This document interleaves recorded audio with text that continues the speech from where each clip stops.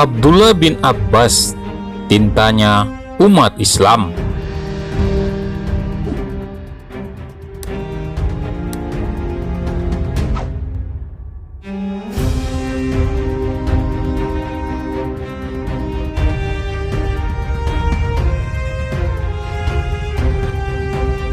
Dia adalah tokoh sahabat ternama yang memiliki kemuliaan dari dirinya. Ia tidak pernah ketinggalan untuk mendapatkan kemuliaan. Pada dirinya telah terkumpul kemuliaan menjadi seorang sahabat Rasul. Meski ia lahir terlambat, namun ia mendapatkan kemuliaan menjadi salah seorang sahabat Nabi SAW. Ia juga mendapatkan kemuliaan karena masih ada hubungan kerabat dengan Rasulullah SAW. Dia adalah sepupu Rasulullah. Ia juga mendapatkan kemuliaan atas ilmunya sebab ia adalah tinta umat Muhammad dan lautan ilmu Muhammad SAW.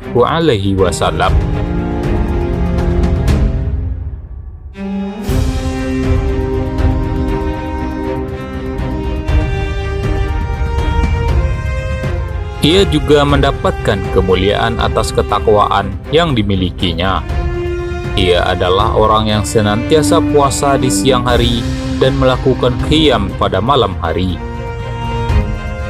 Dialah Abdullah bin Abbas sebagai seorang rabbani umat Muhammad.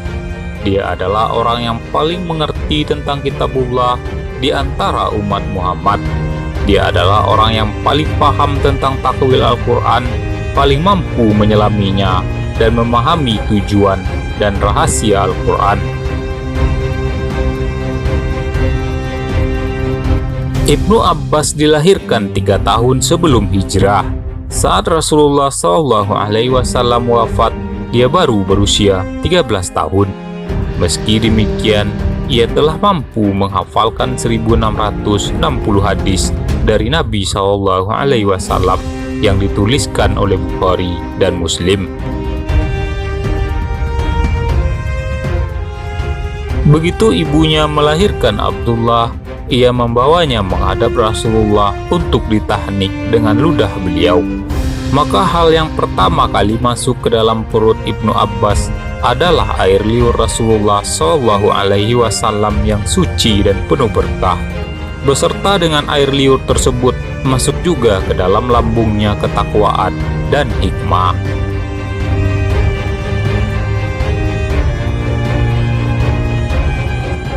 Begitu pemuda berbangsa Hashimi tumbuh dewasa dan menginjak usia 7 tahun, ia selalu mendampingi Rasulullah SAW seperti layaknya seorang saudara.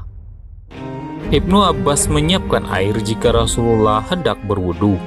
Ia melakukan sholat di belakang Rasulullah. Setiap kali Rasulullah SAW bepergian, Ibnu Abbas selalu berada di belakang Rasul dalam kendaraan yang sama. Sehingga ia bagaikan bayangan yang selalu mengikuti Rasul apabila beliau berjalan. Ia selalu berada di sekeliling Rasul di mana saja beliau berada. Dalam semua kondisi tadi, Ibnu Abbas selalu membawa hati yang hidup, pikiran yang jernih, dan menghafalkan apa saja sehingga ia dapat mengalahkan semua alat rekam yang dikenal pada zaman modern. Ia bercerita tentang dirinya. Suatu saat Rasulullah SAW hendak berwudu, lalu aku segera menyiapkan air untuk beliau, sehingga beliau senang dengan apa yang aku lakukan. Tatkala beliau hendak melakukan sholat, beliau memberikan isyarat kepadaku supaya aku berdiri di sampingnya, dan aku pun berdiri di belakang beliau. Begitu sholat usai, beliau menoleh ke arahku dan bersabda, "Mengapa engkau tidak berdiri di sampingku, ya Abdullah?" Lalu aku pun menjawab, "Engkau adalah manusia terhormat dalam pandanganku dan aku tidak pantas berdiri di sampingmu." Kemudian beliau mengangkat kedua tangannya ke arah langit seraya berdoa, "Ya Allah, berikanlah kepadanya hikmah."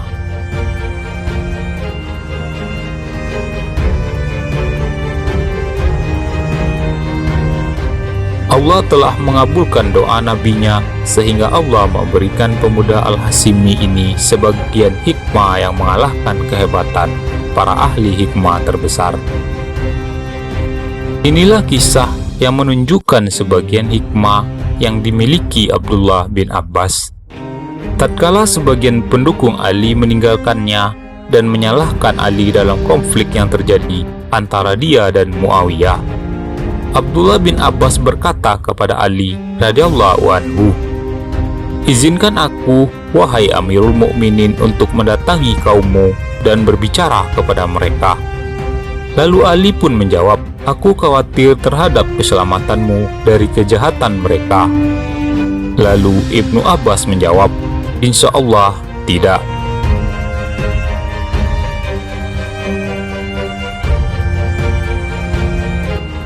Kemudian Ibnu Abbas mendatangi mereka dan ia belum pernah melihat kaum yang lebih giat beribadah daripada mereka. Mereka berkata, "Selamat datang kepadamu, ya Ibnu Abbas. Ada apa engkau datang ke sini?" Ia pun menjawab, "Aku datang untuk berbicara kepada kalian." Lalu sebagian dari mereka berseru, "Jangan kalian berbicara dengannya." Sebagian lain dari mereka berkata, "Katakanlah kami akan mendengarkannya darimu." Ibnu Abbas berkata, "Ceritakanlah kepadaku apa yang kalian tidak sukai dari sepupu Rasulullah dan suami dari putri beliau, serta orang yang pertama kali beriman kepada beliau." Lalu mereka pun menjawab, "Kami tidak menyukai 3 perkara dari dirinya. Pertama, ia telah mengangkat orang untuk memberikan keputusan dalam agama Allah. Kedua, ia telah berperang melawan Aisyah dan Muawiyah dan tidak mengambil ghanimah serta budak. Ketiga, ia menghapuskan gelar Amirul Mukminin dari dirinya, padahal kaum muslimin telah berbaiat kepadanya dan menjadikan dirinya sebagai amir mereka." Ibnu Abbas menjawab, "Bagaimana pendapat kalian kalau aku membacakan kepada kalian beberapa ayat dari kitabullah dan hadis dari Rasulullah yang kalian tidak pungkiri kebenarannya? Apakah kalian akan menarik ucapan kalian ini?" Lalu mereka pun setuju dan mendengarkan Ibnu Abbas. Ibnu Abbas berkata, "Perkataan kalian bahwa ia telah mengangkat orang untuk memberikan keputusan dalam agama Allah, maka Allah Subhanahu wa Ta'ala berfirman, 'Hai orang-orang yang beriman, janganlah kamu membunuh binatang buruan ketika kamu sedang ihram. Barang siapa di antara kamu membunuhnya dengan sengaja, maka dendanya ialah mengganti dengan binatang ternak seimbang dengan buruan yang dibunuhnya, menurut putusan 2 orang yang adil di antara kamu.'" Quran Surat Al-Maidah ayat 95. "Aku bersumpah kepada Allah di hadapan kalian, apakah keputusan orang dalam menjaga darah dan jiwa mereka serta menjaga hubungan baik di antara mereka lebih baik dari keputusan mereka atas kelinci yang hanya seharga 4 dirham saja?" Lalu mereka pun menjawab, "Yang lebih baik adalah keputusan mereka dalam menjaga tumpahnya darah kaum muslimin dan menjaga hubungan baik di antara mereka." Ibnu Abbas bertanya, "Apakah kita sudah sepakat dalam masalah ini?" Lalu mereka pun sepakat dengan Ibnu Abbas. Ibnu Abbas berkata, "Adapun ucapan kalian bahwa Ali melakukan perang namun tidak menjadikan Aisyah sebagai budaknya, sebagaimana Rasul SAW selalu menangkap wanita milik musuh sebagai budak. Apakah kalian menginginkan untuk menjadikan ibu kalian Aisyah menjadi budak kalian yang dapat kalian pergauli sebagaimana layaknya budak wanita? Jika kalian mengatakan ya, maka kalian telah kafir. Jika kalian mengatakan bahwa ia bukanlah ibu kalian, maka kalian juga telah kafir." Allah Subhanahu wa Ta'ala berfirman dalam surat Al-Ahzab ayat 6, "Nabi itu hendaknya lebih utama bagi orang-orang mukmin dari diri mereka sendiri, dan istri-istrinya adalah ibu-ibu mereka. Pilihlah mana yang kalian sukai bagi diri kalian." Kemudian Ibnu Abbas bertanya, apakah kita sepakat mengenai hal ini? Lalu mereka pun sepakat dengan Ibnu Abbas. Ibnu Abbas berkata lagi, sedangkan perkataan kalian yang mengatakan bahwa Ali telah menghapuskan gelar Amirul Mukminin itu disebabkan karena Rasulullah SAW saat beliau meminta kepada kaum musyrikin pada perjanjian Hudaybiyah untuk menuliskan dalam perjanjian damai yang beliau adakan bersama mereka. Inilah yang diputuskan oleh Muhammad Rasulullah. Mereka berkata, kalau kami beriman bahwa engkau adalah Rasulullah, maka kami tidak akan menghalangimu untuk datang ke Baitullah dan kami tidak akan memerangimu. Akan tetapi tuliskanlah Muhammad bin Abdullah. Maka saat mereka berkata demikian, Rasul bersabda, demi Allah, saya adalah Rasulullah meski kalian mendustaiku. Ibnu Abbas bertanya, apakah kita sepakat dalam masalah ini? Lalu mereka pun sepakat dengan Ibnu Abbas.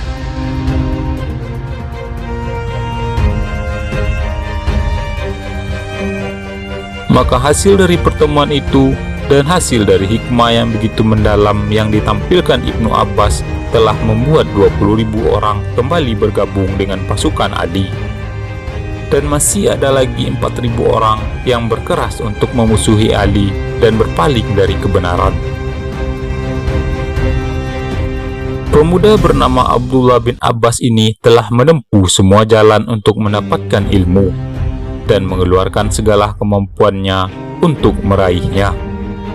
Ia telah meminum air wahyu dari Rasulullah selagi beliau hidup. Begitu Rasulullah SAW kembali ke pangkuan Allah, maka Ibnu Abbas belajar langsung dengan para ulama sahabat. Ia bercerita tentang dirinya. Jika aku mendengar ada sebuah hadis yang dimiliki oleh salah seorang sahabat Nabi, maka aku akan mendatangi pintu rumahnya pada waktu Qailulah, dan aku akan membentangkan selendangku di gerbang rumahnya, maka debu pun berterbangan di atas tubuhku. Kalau aku ingin meminta izin agar diperbolehkan masuk, pasti ia akan mengizinkanku.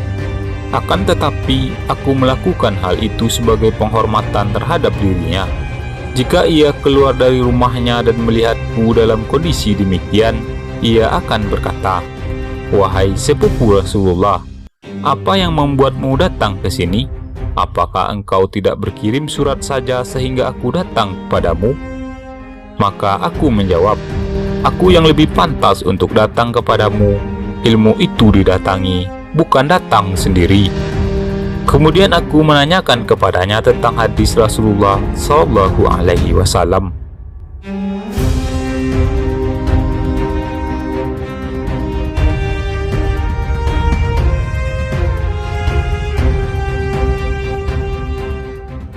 Sebagaimana Ibnu Abbas menghinakan dirinya saat menuntut ilmu, ia juga memuliakan derajat ulama. Inilah Zaid bin Thabit, sang penulis wahyu dan pemuka Madinah, yang saat itu hendak menunggangi kendaraannya.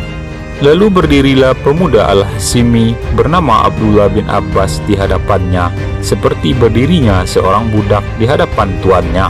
Ia memegang kendali tunggangan tuannya. Zaid berkata kepada Ibnu Abbas, tidak usah kau lakukan itu, wahai sepupu Rasulullah. Lalu Ibnu Abbas menjawab, inilah yang diajarkan kepada kami untuk bersikap kepada para ulama. Lalu Zaid berkata, perlihatkan tanganmu kepadaku. Saat Ibnu Abbas menjulurkan tangannya, lalu Zaid mendekati tangan tersebut dan menciuminya seraya berkata, demikianlah kami diperintahkan untuk bersikap kepada ahlul bait Nabi kami.